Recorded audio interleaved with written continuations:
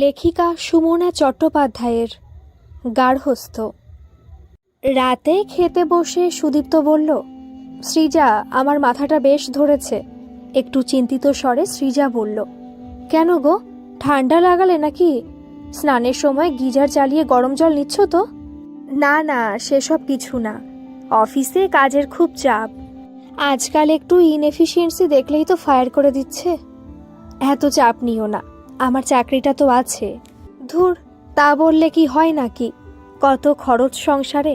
তোমার বাবা মা, আমার বাবা মা, তাদেরকেও তো টাকা দিতে হবে। এরপর ফ্ল্যাটের ইএমআই আছে। একজনের রোজগারে কি সব দিক সামলে চলা সম্ভব, তুমি বলো? দেখছো তো, সংসার করতে গিয়ে কত এক্সট্রা খরচ হয়ে যাচ্ছে। এই জন্যই বলেছিলাম, এসব বিয়েটিয়ের ঝামেলার মধ্যে যেও না। কেমন বেশ ছিলাম বন্ধুর মতো। তাই বললে কি হয় নাকি? সংসার করতে হবে না কেন? সংসার করার জন্য কে মাথার দিব্যি দিয়েছিল তোমাকে? কে মাথার দিব্যি দিয়েছিল তুমি জানো না বুঝি? যাই হোক, আজ 3টের বেশি রুটি আমি খেতে পারবো না। 2টো রুটি তুমি তুলে রাখো। আর শোনো, আমি আজ ঘুমের ওষুধ খেয়ে ঘুমাবো। ঠিক আছে, মশারিটা টাঙিয়ে নিও। তুমি তাহলে আজ একাই শুয়ে পড়ো। আমি আজ আমার বেডরুমে ঘুমাবো। সেই ভালো, ঘুমানোর আগে ইচ্ছে হলে একটু বই টই পড়তে পারবে। দেখলাম বুদ্ধদেব গুহর একটা বই নিয়ে এসেছো। হ্যাঁ, হরিয়ালি। মুচকি হাসল সৃজা। খাওয়ার পর সুদীপ্ত শুতে চলে গেল। সিঙ্কে এঁটো বাসন নামিয়ে জল দিয়ে একটু ধুয়ে রাখলো সৃজা।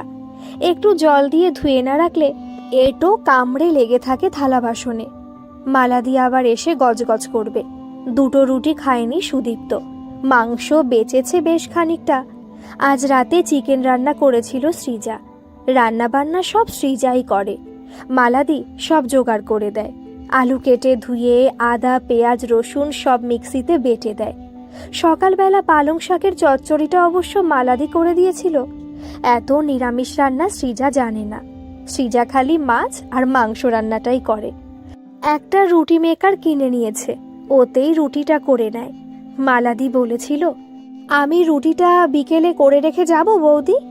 সৃজা আঁতকে উঠে বলেছিল, তুমি 5:30টায় রুটি করে রাখবে, আর সেই রুটি আমি 10টায় খাবো? কখনো না। হাতে গরম রুটি না হলে আমার ভালো লাগে না। সকালের ভাত ডাল অবশ্য মালাদি করে দেয়, কারণ 9টার সময় সৃজারও অফিস বেরোনোর তাড়া থাকে। সৃজা আর সুদীপ্ত অফিস বেরিয়ে যাবার পর মালা ঘর পরিষ্কার করে। ঘরদোর পরিষ্কার করে বিকেলে রান্নার জোগাড় করে ফ্ল্যাটের দরজা লক করে মালা চলে যায়। বিকেলে আর কাজে আসে না। ওই একবেলার জন্যই তাকে 2000 টাকা মাইনে দিতে হয়। ফ্ল্যাট কেনার জন্য মোটা অঙ্কের ইএমআই দিতে হচ্ছে। জোকা থেকে আরও একটু দূরে ভাষায় 2 বেডরুমের ফ্ল্যাট কিনেছে সৃজা আর সুদীপ্ত। এসবই বাড়তি খরচ, সংসার করার খেসারত। এজন্যই প্রথম থেকে বিয়ে করতে এত অমত ছিল সৃজার। যদিও সে আপত্তি আর টিকল না শেষ পর্যন্ত। সৃজার এই একা থাকার সিদ্ধান্তে মা যদিও খুশি হয়নি, কিন্তু সৃজার বাবা বেশ খুশি হয়েছিল। তিনি যেরকম স্বার্থপর মানুষ, তাতে তার পক্ষে খুশি হওয়াটাই স্বাভাবিক। মানুষের আর্থিক অসহায়তা হয়তো এভাবেই মানুষকে স্বার্থপর করে তোলে। সৃজা একটি নিম্নবিত্ত পরিবারের মেয়ে। নৈহাটির একটি কারখানায় কাজ করত সৃজার বাবা। মাইনে ছিল নিতান্তই কম।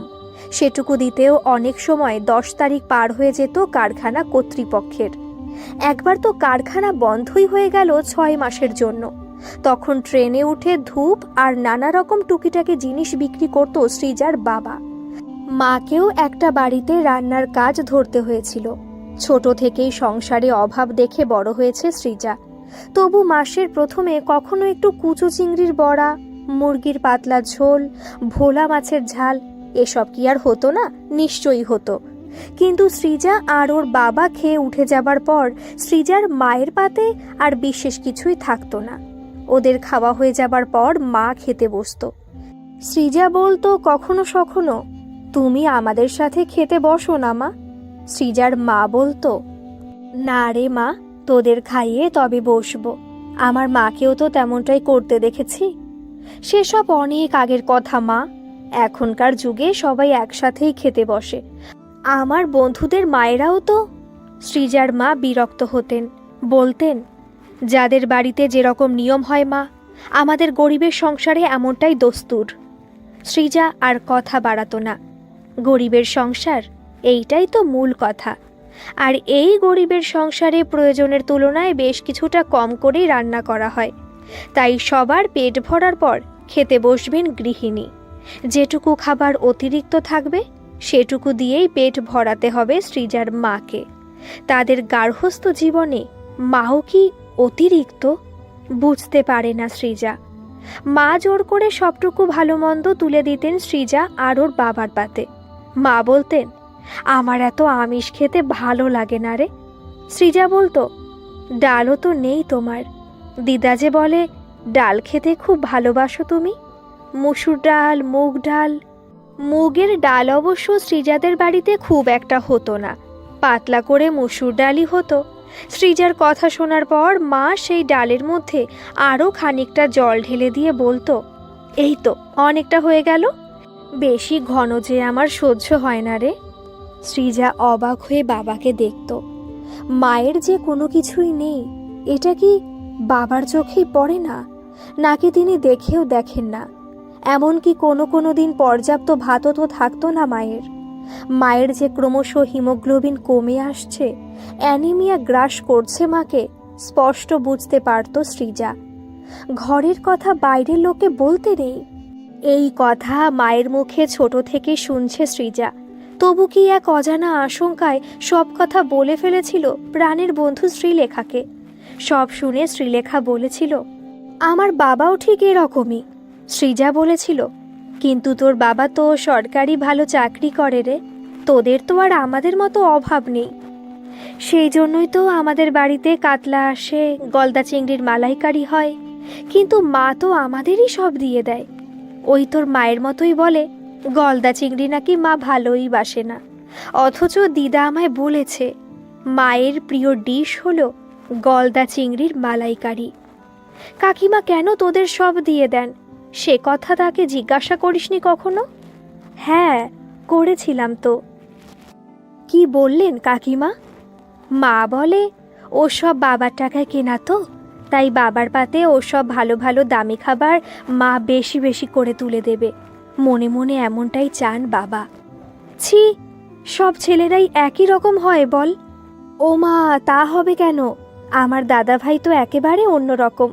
বাবাকে লুকিয়ে কত কিছু আমাকে দিয়ে দেয়। কেন লুকিয়ে কেন দেয়? বাবা যে আমাকেও সব কিছু কম কম দিতে চায়, বলে এখন থেকে কড়া শাসনে না রাখলে শ্বশুর বাড়ি গিয়ে মানিয়ে চলতে পারবে না। কিন্তু দাদা ভাই বলে, মেয়েরা কি চিরকাল পায়ের তলায় পড়ে থেকে মার খাবে নাকি? জানিস বনু, যতদিন না তুই চাকরি পাচ্ছিস আমি কিছুতেই তোর বিয়ে হতে দেব না। আর এর পরেও শ্বশুর বাড়িতে কেউ যদি অত্যাচার করে তোর ওপর, চলে আসবি আমার কাছে, তোর দাদা ভাইয়ের কাছে। শ্রীলেখার কথা শুনে সৃজার মনের গহীন কোণে যেন কোকিল ডেকে উঠত। শ্রীলেখার বাড়ি গিয়ে ওর দাদা সুদীপ্তকে দেখেছিল সৃজা। প্রায় 6 ফুটের কাছাকাছি লম্বা, বলিষ্ঠ কাঁধ, চওড়া বুক। প্রশস্ত হৃদয় না হলে কি কেউ মেয়েদের দুঃখের কথা এমনি করে বুঝতে পারে? মনে মনে ভাবত সৃজা। রান্নাঘরের সব কাজ সেরে সৃজা ঘরে ঢুকে দেখল অঘরে ঘুমোচ্ছে সুদীপ্ত। সুদীপ্তর ঘরের দরজাটা টেনে দিয়ে লিভিং রুমের সোফায় এসে বসল সৃজা। আজ যেন স্মৃতিরা মিছিল করে আসছে সৃজার মস্তিষ্কে। গোমরা মুখ করে বসে মায়ের খাওয়া দেখত সৃজা, আর ভাবত কবে লেখাপড়া শিখবে, বড় হবে, চাকরি করবে, তারপর এত এত রান্না হবে তাদের বাড়িতে যে ওরা 3 জন মিলে খেয়েও সেসব শেষ করতে পারবে না। এসব ভাবতে ভাবতেই অজান্তে খুশিতে ঝলমল করে উঠত সৃজার চোখ। সেই খুশি অবশ্য বেশিক্ষণ স্থায়ী হতো না। বাবার ঢেকুর তোলার শব্দ কানে আসলেই নিঃশব্দ তিক্ততায় সৃজার মন থেকে এক নিমেষে উধাও হতো সেই সুদূর ভবিষ্যতের স্বপ্নমাখা সম্পন্ন গার্হস্থ্য জীবনের সুখী চিত্র। লিভিং রুমের সোফার ওপর বসে নিজের হাত আর পায়ের দিকে তাকিয়ে অবাক হয়ে গেল সৃজা। হাতের আঙুলের ডগা বেশ কর্কশ, একটু যেন ফেটেও গেছে। পায়ের গোড়ালি বেশ ভালো রকমই ফেটেছে, ময়লা জমেছে। যদিও সৃজার পায়ের গোড়ালি মসৃণ ছিল না কোনো দিন, তবু এই অবস্থা তো ছিল না। নিজের হাত পায়ের অবস্থা দেখে কান্না পেল সৃজার। পরিচর্যার অভাবে যে এমনটা হয়েছে বুঝতে পারছে সৃজা। সোফা থেকে উঠে নিজের বেডরুমে ঢুকলো সৃজা। 2 বেডরুমের ফ্ল্যাটটা এভাবে সাজিয়েছে সৃজা। একটাতে নিজের আলমারি আর সাজ সরঞ্জাম রেখেছে, আর অন্যটায় সুদীপ্তর আলমারি আর প্রয়োজনীয় জিনিসপত্র রেখেছে।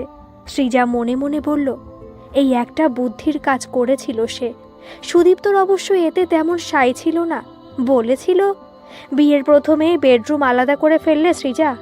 সৃজা বলেছিল, এভাবে ভাবছো কেন? কোনো কারণে ধরো সেটা ক্লান্তিবশত হতে পারে, দুজনের মধ্যে কারো কোনো দিন একটু নিরিবিলিতে ঘুমোতে ইচ্ছে হলো, তখন কত সুবিধে হবে বলো তো। তাছাড়া আরও একটা ব্যাপার আছে। রহস্যের গন্ধ পেল সুদীপ্ত। ভুরু তুলে বলল, কি ব্যাপার? লজ্জায় মুখ নিচু করে সৃজা বলেছিল, তোমার বেডরুমে পোশাক পাল্টাতে আমার অসুবিধা হবে না? সৃজার কাঁধে হাত রেখে সুদীপ্ত বলেছিল, কেন অসুবিধে হবে কেন? স্বামী স্ত্রীর মধ্যে আবার এত আড়াল কিসের? মাঝে সাঝে একটু আড়াল থাকা ভালো মশাই, তাতে একটু রহস্য থাকবে, বুঝেছো? ধুর, আমার কাছে তুমি কোনোদিন পুরনো হবে না। ভাত তো আমরা রোজ খাই, তাই বলে কি একঘেয়ে লাগে? প্রতিদিনই তো একই রকম তৃপ্তি করে খাই, তাই না? ড্রেসিং টেবিলের আয়নায় মুখ দেখল সৃজা। তবে আজ রাতে আয়নায় নিজের প্রতিচ্ছবি দেখে মোটেই তৃপ্তি পেল না সৃজা। সারাদিন সংসার আর অফিসের কাজের চাপে একই ছিরি হয়েছে তার। মুখের ত্বকের চিকন পেলবতা প্রায় অন্তর্হিত। এই তো সবে 1 মাস হলো বিয়ে হয়েছে, এর মধ্যে যদি এই অবস্থা হয় তাহলে তো কয়েক বছরের মধ্যেই বলিরেখা পড়বে মুখে। আর চুলের অবস্থা, প্রায় প্রতিদিনই তো চিরুনি চালালেই মুঠো মুঠো চুল উঠে আসছে। শ্যাম্পু করেই কোনো রকমে বেরিয়ে আসে বাথরুম থেকে, কন্ডিশনার লাগানোর কথা মনেই থাকে না। বিছানার ওপর রাখা হরিয়ালি উপন্যাসটির দিকে তাকিয়েই পলকে চোখ ফিরিয়ে নিল সৃজা।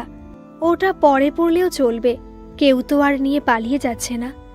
আগে নিজের যত্ন, তারপর সবকিছু। কাল রান্নাঘরের দিকে মোটেও যাবে না সৃজা। সকাল না হতে বিছানাও ছাড়বে না। যতক্ষণ খুশি ততক্ষণ ঘুমাবে। চুলোয় যাক সংসার। কেন প্রতিদিন সৃজাই ঘুম থেকে উঠে চা ধরবে সুদীপ্তর মুখের সামনে? সংসারটা কি সৃজার একার? সব কাজ কেন একা করবে সৃজা? এদিকে বিয়ের আগে কত বড় বড় কথা বলেছিল সুদীপ্ত। এত ভয় পাচ্ছ কেন সৃজা? সব কাজ দুজনে মিলে যখন গল্প করতে করতে করব, তখন দেখবে কেমন হুশ করে ম্যাজিকের মতো সব কাজ হয়ে যাবে। রোজ সকালে তোমাকে আমি রোজ ঘুম থেকে ডেকে দেব, চুলে বিলি কেটে তেল মাখিয়ে দেব। সব মিথ্যে প্রতিশ্রুতি, মনে মনে বলল সৃজা। এসব ভালো ভালো কথা বলে ভাই বোন দুজন মিলে ফাঁসিয়েছে তাকে। শ্রীলেখা তো বোঝাতে বোঝাতে শেষমেশ হাল ছেড়ে দিয়েছিল। বিয়ে পাশ করার পর বিয়ে হয়ে গিয়েছিল শ্রীলেখার। ওর বাবাই বিয়েটা দিয়েছিলেন। চাকরি পাওয়া পর্যন্ত আর অপেক্ষা করেননি। বাবার শরীরের অবস্থা দেখে বাধা দিতে পারেনি সুদীপ্ত। শ্রীলেখার বিয়ে হয়েছিল পুনেতে। ওর বিয়ের 1 বছরের মাথায় সুদীপ্তর বাবার স্ট্রোক হয়। সেই থেকে তিনি আরও অসুস্থ। সুদীপ্তকে চাকরি সূত্রে কলকাতায় থাকতে হয়। কলকাতায় পেইং গেস্ট থাকতো সুদীপ্ত। ইতিমধ্যে শ্রীলেখা প্রেগনেন্ট হয়েছিল। ওর শ্বশুর শাশুড়ি দুজনেই গত হয়েছেন। তাই সুদীপ্তর বাবা একটু সুস্থ হবার পর ওর মা আর বাবা দুজনেই পুনে চলে গেলেন মেয়ের কাছে। সুদীপ্তদের নৈহাটির বাড়ি এখন তালা দেওয়াই থাকে। সৃজাও কলকাতায় চাকরি সূত্রে চলে এসেছিল। মাসির বাড়িতে থাকতো। অফিস পাড়ায় যে বেসরকারি অফিসে কাজ করে সৃজা, সেখানে মাইনে খুব বেশি নয়, মাত্র 30,000 টাকা পায় সৃজা। তার মধ্যে 10,000 মাসির হাতেই তুলে দিত, আর 10,000 টাকা মাকে পাঠিয়ে দিত। এরপর যেটুকু টাকা হাতে থাকতো সৃজার, তার থেকে নিজের হাত খরচ বাদ দিয়ে এমন কিছু সঞ্চয় করতে পারেনি। তুলনামূলকভাবে সুদীপ্ত মাইনে পায় সৃজার চেয়ে অনেকটাই বেশি। সৃজার চেয়ে দ্বিগুণের বেশি মাইনে পায় সুদীপ্ত। ধর্মতলার একটি অফিসে অ্যাকাউন্টেন্ট পদে কাজ করে সুদীপ্ত। সৃজার মনে হলো সুদীপ্ত বেশি টাকা রোজগার করে। ফ্ল্যাটের প্রাথমিক পেমেন্ট থেকে শুরু করে ইএমআই সবটাই সুদীপ্ত দিয়ে আসছে। তাই কি সংসারে কোনো কাজেই সে হাত লাগাতে চায় না? না, প্রথম তো হাত লাগাতে এসেছিল সুদীপ্ত। সৃজাই তো তাকে নিরস্ত করেছিল, বলেছিল, তুমি সরো তো, আমি একাই করে নিতে পারবো। সুদীপ্ত বলেছিল, পারবে না, কষ্ট হবে তোমার। সৃজা বলেছিল, পারবো, তুমি করলে আমার কাজ আরও বেড়ে যাবে। রান্নাঘর নোংরা করে দিয়ে তুমি আর এক কাজ বাড়িয়ে দেবে। তাহলে আজ কেন সুদীপ্তকে দোষী ভাবছে সৃজা? ওর মনটাই কি তাহলে ছোট?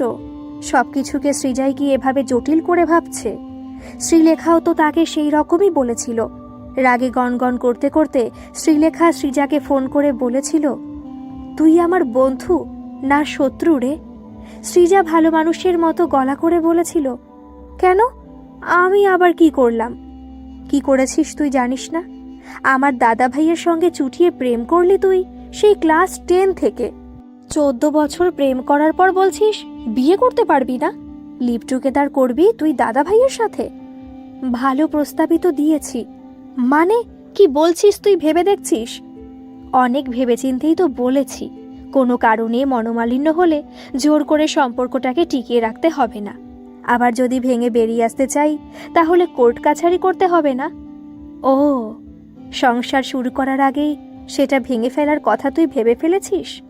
তোকে তো আমি খুব সরল ভাবতাম রে। এখন তো দেখছি আমি তোকে মোটেই চিনতে পারিনি। এভাবে বলিস না। কোনো কিছু শুরু করার আগে তার নেগেটিভ দিকগুলোর কথাও তো মাথায় রাখা উচিত, তাই না? এরপর আর কোনো কথা বলেনি শ্রীলেখা। ঠোঁট ফাঁক করে কিছু একটা বলতে গিয়ে থেমে গিয়েছিল। তারপর সশব্দে ফোনটা কেটে দিয়েছিল। সৃজা কয়েকবার ফোন করলেও শ্রীলেখা তার কল রিসিভ করেনি। সৃজা এরপর সুদীপ্তকে ফোন করে সব কথা জানিয়েছিল। শ্রীলেখার সাথে বোধহয় কথাই বন্ধ হয়ে গেল আমার। সুদীপ্ত বলেছিল, চিন্তা করো না, খুচরো মেয়েলি ব্যাপার, বিয়েটা করলেই সব মিটে যাবে। আমার মাও ভীষণ চাপ দিচ্ছে, তোমারই বা এত ভয় পাবার কি আছে, মাথায় ঢুকছে না আমার। এরপর আর অমত করতে পারেনি সৃজা। রেজিস্ট্রি করে বিয়েটা শেষমেশ করেই ফেলল। শ্রীলেখার আবার বাচ্চা হবে, 7 মাস চলছে। বলেছে বাচ্চা হবার 3 মাস পর আসবে, তখনই আত্মীয় বন্ধুদের নিয়ে ছোটখাটো একটা খাওয়া দাওয়ার আয়োজন করা হবে। সৃজা বলেছিল, বিয়েটা আর কয়েকটা মাস পর করলেই তো হয়। সুদীপ্তর মা বলেছিলেন, না রে মা, এই এখন তুই রাজি হয়েছিস, এখন সেরে নেওয়াই ভালো। বলা যায় না, আবার কয়েক মাস পরই হয়তো মত বদলে ফেললি। সৃজারও এখন হঠাৎ এই কথাটাই মনে হলো। কাল আবার হয়তো সংসারে নানান কাজে ডুবে যাবে, তাই এখনই গরম জল করে তাতে একটু শ্যাম্পু দিয়ে হাত পা সব ঘষে ঘষে পরিষ্কার করবে। তারপর ক্রিম লাগিয়ে নেল পলিশ লাগাবে। মুখটাও ফেস ওয়াশ দিয়ে ধুয়ে ভালো করে নাইট ক্রিম মাখবে। নারকেল তেল গরম করে চুলে আর মাথায় মালিশ করবে। শ্যাম্পু অবশ্য কাল করবে। সব কিছু শেষ হবার পর সৃজা দেখল রাত প্রায় 12টা বাজে। বুদ্ধদেব গুহর লেখা বইটা পড়ার বৃথা চেষ্টা করল সৃজা। ঘুমে চোখ জড়িয়ে এলো সৃজার। 2 চোখের পাতা লেপটে গেল চোখের কোলে। হাত থেকে বইটা আলগা হয়ে খসে পড়ল সৃজার বুকের ওপর। পরের দিন সকালে ঘুম ভাঙল সৃজার সুদীপ্তর ডাকে। কি গো, আর কতক্ষণ ঘুমাবে?